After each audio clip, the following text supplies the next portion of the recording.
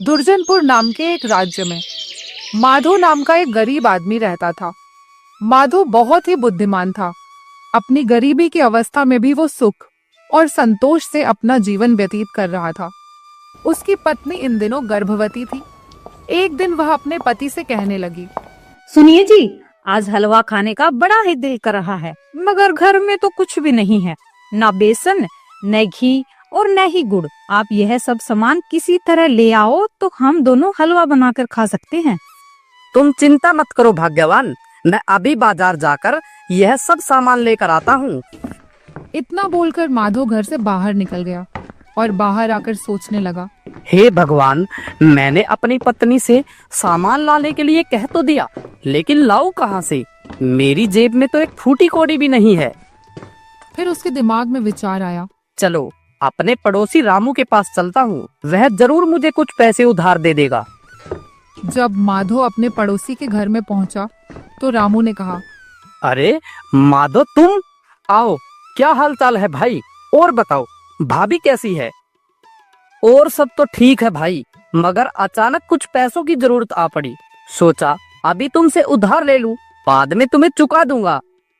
रामू मन ही मन सोचने लगा, यह गरीब कहाँ से पैसे चुकाएगा?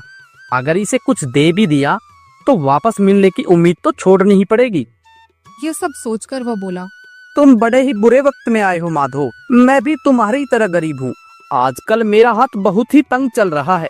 अब अपनी हालत के बारे में तुम्हें क्या बतलाओ। आज तुम्हारी भाभी का दिल भी कुछ मीठा खाने का हो रहा था, मगर मेरे पास फूटी कौड़ी भी नहीं है जो बाजार से उसके लिए कुछ ला सकूं। तब तो मैंने तुम्हें बेवजह ही तकलीफ दे दी। अच्छा भाई, मैं चलता हूँ। इतने में रामू की पत्नी ने आवाज लगाई, अजी सुनिए, खीर बनकर तैयार है, जल्दी से आ जाइए। रसोई घर से आई पत्नी की आवाज सुनकर एक बार तो रामू हड़बड़ा गया, मगर फिर तुरंत वो स्थिति को संभालते हुए बोला, अच्छा माधो, लगता है मेरी पत्नी ने खिचड़ी बना ली है। शायद पेट भरने लायक भी पूरी ना पड़े, मगर आधे पेट खाकर ही संतोष करना पड़ेगा। क्या करे, मजबूरी है। इसके बाद माधो उसके घर से चला गया। बाहर निकलकर माधो सोचने लगा, लगता है रामू मुझे कुछ देना ही नहीं चाहता था, इसलिए कुछ ना होने का दिखावा कर रहा था। रसोई घर से कितनी अच्छी सुगंध आ रही थी, जरूर उसकी पत्नी ने खीर बनाई थी। वह अपने ही विचारों में डूबा हुआ था और सोच रहा था, अब क्या करो, किसके पास जाओ, कौन देगा मुझे उधार? लगता है पत्नी की इच्छा मैं पूरी नहीं कर पाऊंगा।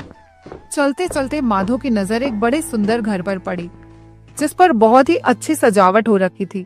निकट से गुजरते हुए एक राहगीर को रोककर माधो ने पूछा, क्यों भाई, यह किसका मकान है? आज इतनी सजावट क्यों है यहाँ पर?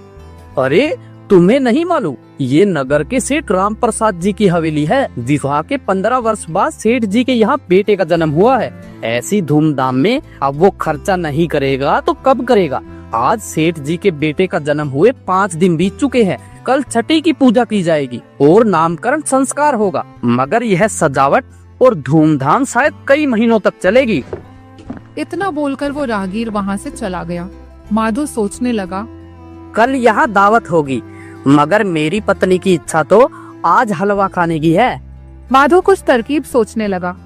कुछ देर सोचने के बाद उसके मन में एक उपाय आया।